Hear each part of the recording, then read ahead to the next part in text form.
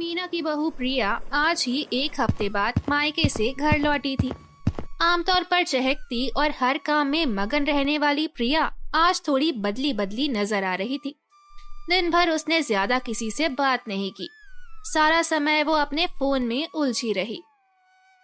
सुबह का वक्त मीना रसोई में चाय बना रही थी और प्रिया किचन की स्लैब पर बैठकर फोन स्क्रॉल कर रही थी। अरे बहू, ये क्या कर रही हो? खाना बनाना है कि नहीं? अब मायके में क्या फोन का कोर्स करके आई हो? सॉरी मम्मी जी, अभी करती हूँ।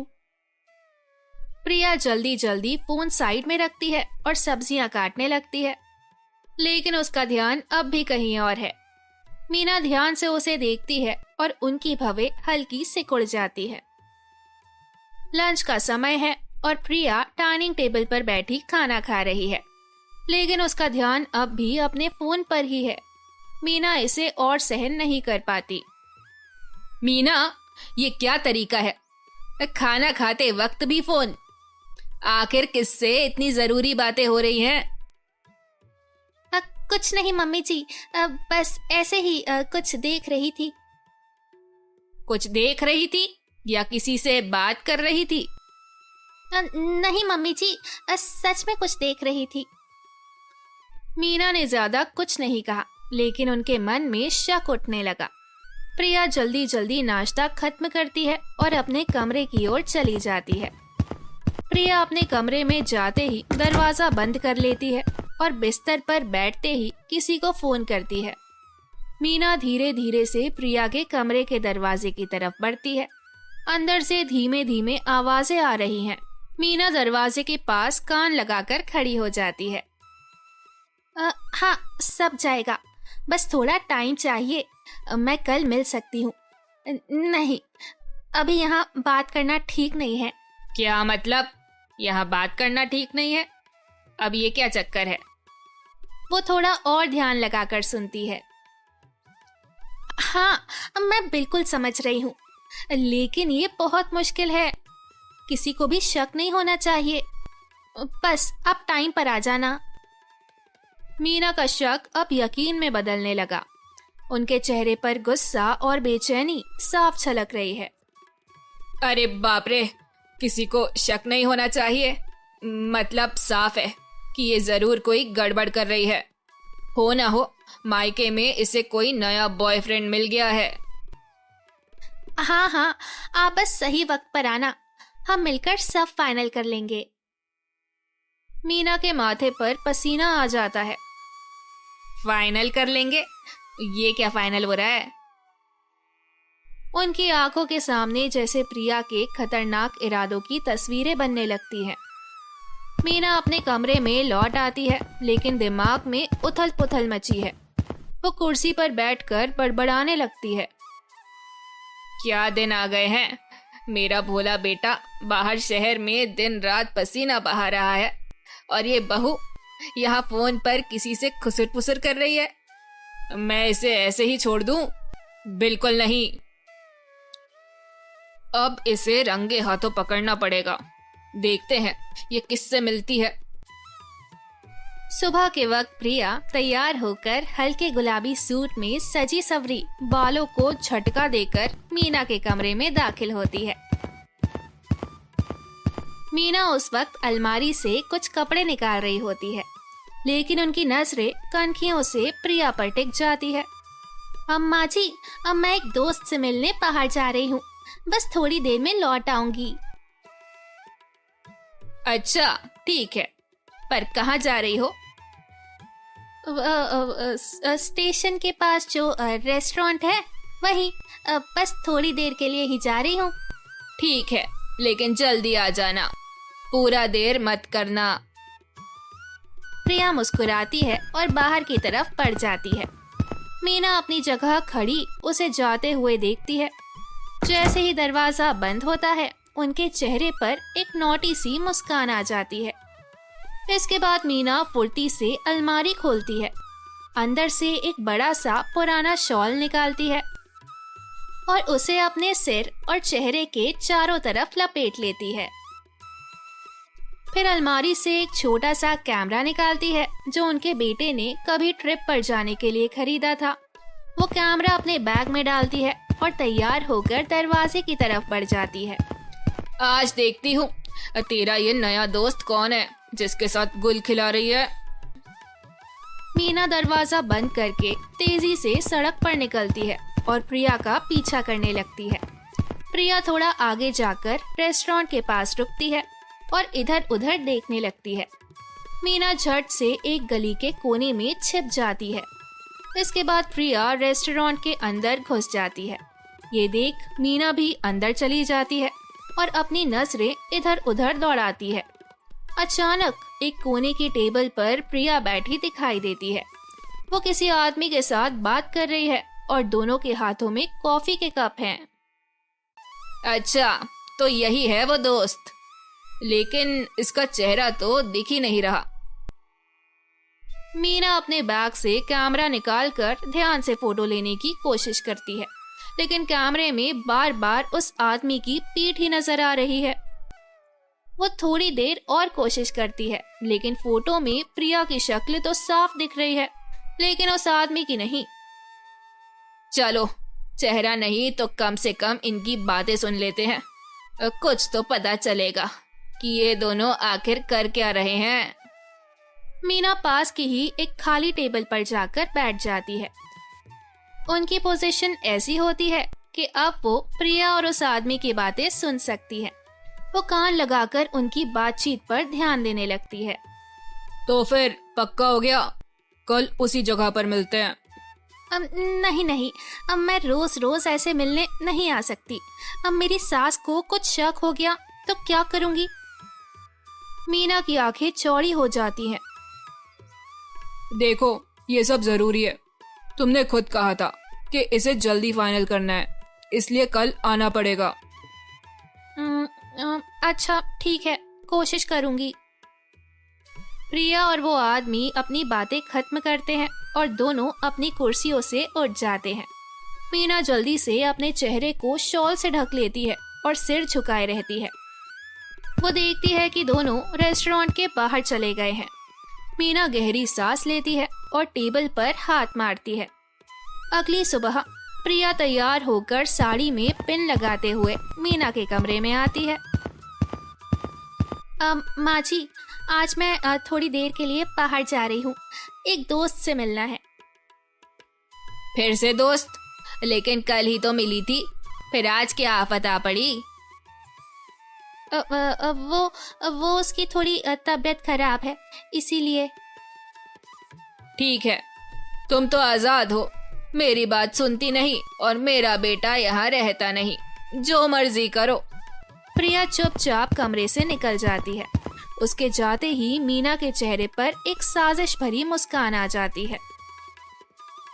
अब ये देखती हूँ कि मेरी बहू आज मुझसे कैसे बचती है, आज इसे रंगे हाथ पकड़ूंगी। मीना चुपचाप प्रिया के पीछे लग जाती है। प्रिया गली के कोने पर जाकर एक ऑटो लेती है। मीना जल्दी से पास के दूसरे ऑटो पर बैठ जाती है। अब भाई, उस ऑटो का पीछा करना, जल्दी करो। ऑटो वाला मीना की बात मान लेता है और प्रिया के ऑटो का पीछा करने लगता है। रास्ते भर मीना प्रिया को देखती रहती है। थोड़ी देर बाद प्रिया का ऑटो एक सुनसान गली में रुकता है। वहाँ एक घर दिखाई देता है। प्रिया अंदर चली जाती है। अरे, ये किस सुनसान जगह पर आ गई? कितनी गिरी हुई औरत है, मेरे भोले भाले बेटे को धोखा देकर ऐसे सुनसान इलाके में अपने आशिक से मिल रही है। मीना जल्दी से ऑटो वाले को पैसे देकर उतरती है और छुपते छुपाते उस घर के अंदर घुस जाती है। अंदर जाकर वो देखती है कि घर पूरी तरह खाली है, लेकिन थोड़ी आगे जाने पर प्रिया और एक आदमी नजर आ जाते हैं। मीना एक कोने में छुपकर खड़ी हो जाती है और अपना कैमरा निकाल लेती है। वो कैमरे का लेंस आदमी की तरफ घुमाती है, लेकिन अभी भी आदमी का चेहरा उसकी तरफ नहीं है। मीना इंतजार करती है कि वो मुड़े और उसका चेहरा साफ साफ फोटो में आ जाए। तो फिर तय हो गया, यहाँ का काम निपटाने के बाद सब सही हो जाएगा। हाँ, लेकिन जल्दी करना पड़ेगा।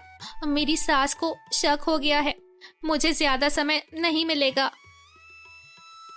मीना ये सुनकर दंग रह जाती है।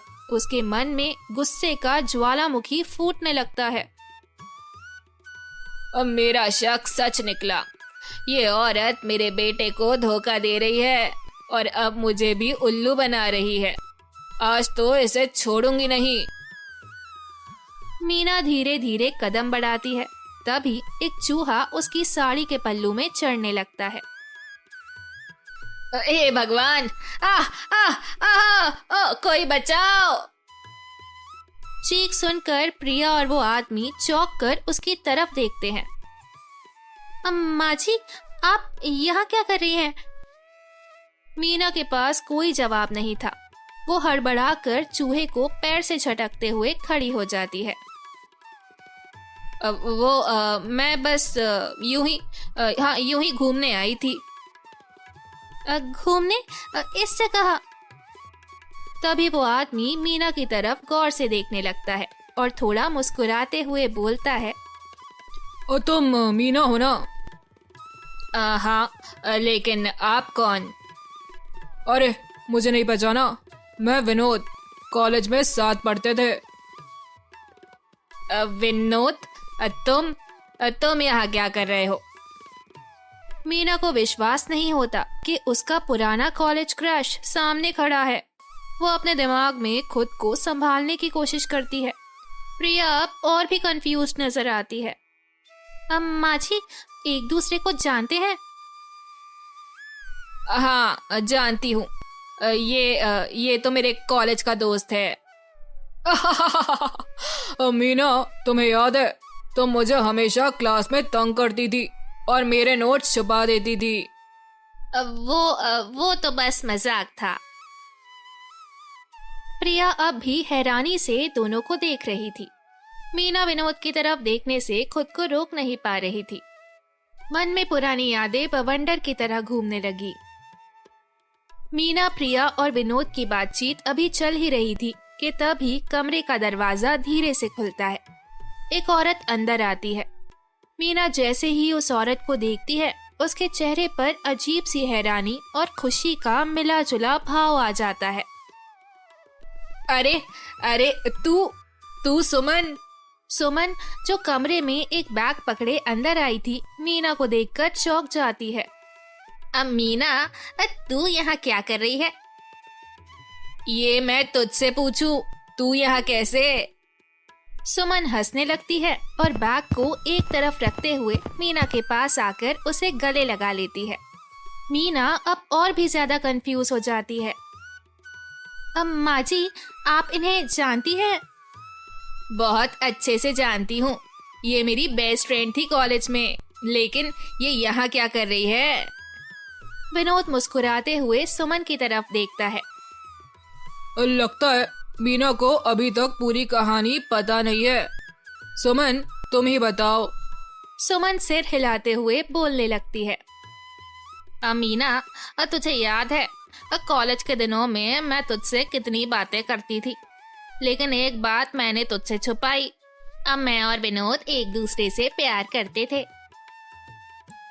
मीना की आंखें हैरानी से फटी रह गई। क्या? तू और विनोद? लेकिन तूने मुझे कभी बताया क्यों नहीं? अब मैं डरती थी कि तू मुझसे नाराज हो जाएगी। अब मुझे पता था कि विनोद पर तेरा क्रश है, लेकिन विनोद पहले दिन से मुझसे प्यार करता था। मीना का चेहरा गुस्से से लाल हो गया। मतलब मेरी सबसे अच्छी दोस्त और मेरा क्रश दोनों मेरे पीठ पीछे ये काम कर रहे थे और मुझे पता भी नहीं चला। बहुत गलत किया तुम दोनों ने। विनोद मुस्कुराते हुए बात संभालने की कोशिश करता है। अरे मीना, हमारा इरादा तुझे दुख पहुंचाने का नहीं था। हालात ऐसे थे कि हमें अपने परिवारों के खिलाफ जाकर शादी करनी पड़ी और फिर हम सीधे कनाडा चले गए। इस बीच प्रिया, जो अब तक चुप थी, स्थिति को संभालने के लिए बोल पड़ती है। अम्मा जी, प्लीज शांत हो जाइए। अब मुझे आपको सब कुछ पहले ही बता देना चाहिए था, लेकिन मैंने पापा से वादा किया था कि ये सब बात किसी को नहीं बताऊंगी। असल में विनोद अंकल मेरे पापा के पड़ोसी रह चुके हैं, इसीलिए शुरू से ही इनमें अच्छी दोस्ती है। अब इन्होंने सुमन आंटी से शादी की थी तो घर वालों ने इन्हें घर से निकाल दिया था। उस समय ये कनाडा चले गए थे। अब जब ये वापस आए हैं तो पापा ने कहा कि इनके लिए एक घर ढूंढ दो, लेकिन उन्होंने ये भी कहा था कि इस बारे में किसी को मत बताना, इसीलिए मैंने आपको नहीं बताया। मीना अब और ज्यादा चौंक जाती है। उसके गुस्से की जगह अब थोड़ा संकोच और शर्मिंदगी ले लेती है। मतलब ये सब बस एक घर ढूंढने के लिए हो रहा था और मैं क्या क्या सोच बैठी। सुमन और विनोद जोर जोर से हंसने लगते हैं। अरे मीना, तेरे शक करने की आदत अभी भी वैसी ही है, लेकिन अब सच सामने है तो क्या तू हमसे दोस्ती तोड़ देगी? अरे नहीं रे सुमन, ये कैसी बातें कर रही है। तू तो मेरी बचपन की सबसे प्यारी दोस्त है। तुझसे दोस्ती तोड़ने का सवाल ही नहीं उठता। बस थोड़ा गुस्सा आ गया था, लेकिन अब सब ठीक है। सुमन और विनोद एक दूसरे को देखकर मुस्कुराते हैं।